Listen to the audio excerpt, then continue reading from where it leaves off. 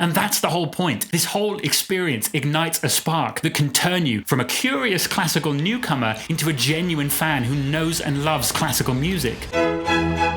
This channel's mission has always been about nurturing newcomers into lifelong classical listeners. And that's always been the big question for me. How can we create that kind of spark? How can we take curious newcomers and turn them into lifelong devoted classical music fans? Exploring and discovering classical music in the modern day can be overwhelming, especially when you're completely new to it. Generally, there's a real lack of guidance and support in navigating the vast classical landscape, because there's not just hundreds or thousands of pieces to explore. There's even hundreds of recordings of just one symphony. Where are you supposed to start? And then if you like a piece of music, where do you go from there? You never want people to feel like, I have no idea where to start, so I'm not even going to go near that. I've always wanted to help as many people as possible to cross that bridge, because I want people to experience just how amazing and exciting so much classical music is. So I have partnered with Apple for this video. They've asked me to take a look at this app.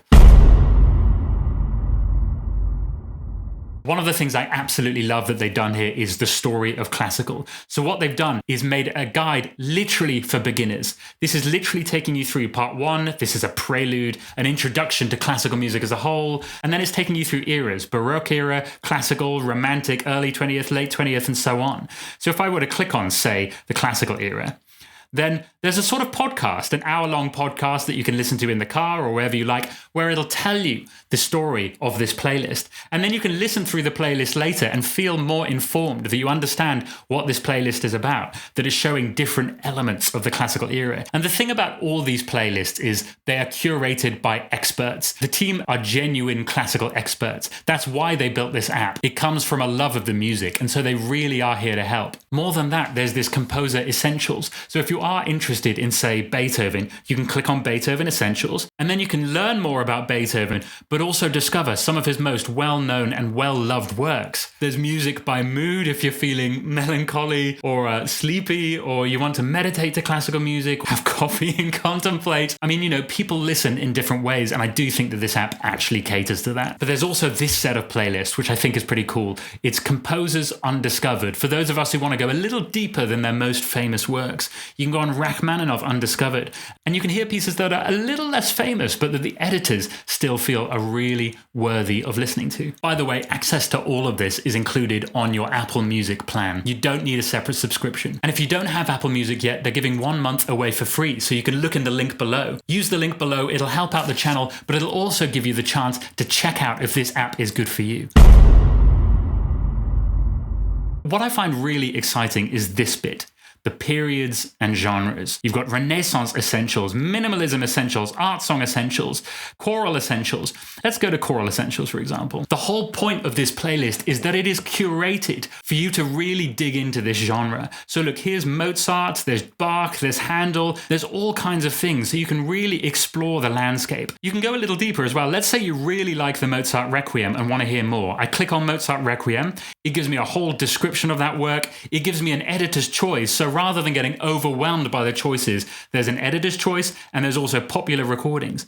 Below that, there's related works. We've got Pergolese's Stabat Mater, we got Karl Orff's Carmina Burana, Brahms's Requiem, and so on. So there's all kinds of ways you can continue your exploration. Or let's click on Mozart to learn more about the composer himself. Here they have an editor's playlist, which is specific to Mozart. It's essential works of Mozart, and we could look through that. But I want to go back to the Mozart page, and let's look at his popular works. We can look at the latest albums, which is supporting new recordings, and we can look at his biography, related composers too. So you can see already how this is so well thought out for discovering and continuing your journey in classical music. If you like a composer, you can click on them to learn more about them. You can look at their most popular works, their most famous works, read their biography. You can look at related composers as well. It's a great way to explore. You can browse by all sorts of different qualities. You can browse by composers. If I were to click on that, it would give you a list of the most famous composers to browse from. But you could also browse by periods. If I click late 20th century period, it would say popular composers from this period, well-known works from this period, the latest albums from this period. It's an amazing browse function. You can browse by playlist, and there's all kinds of different things to discover. One thing I quite like actually is curated by artist. If you have a favorite artist, they may well have put together a playlist of their favorite recordings. things. And you can even browse by instrument. You know, if you're a pianist or a trumpet player or something, then you can browse for music on your favorite instrument. I think the search function is also fantastic because it seems to know what you're looking for. If I type in Beethoven 5, well, it can mean all sorts of things. So what does this come up with? It comes up with Symphony 5. That's probably what most people are looking for, and that comes up top. But then it comes up with the 5th Piano Concerto, another hugely popular work. But then it goes on with Violin Sonata 5, Piano Sonata 5, Cello Sonata 5. So it is actually really helpful.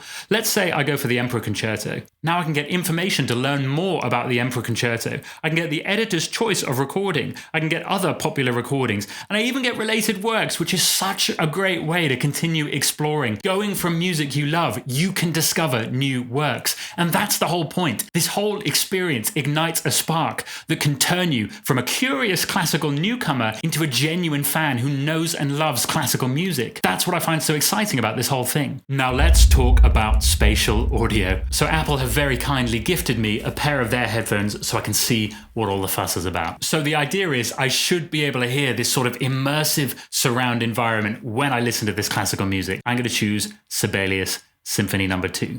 Here we go.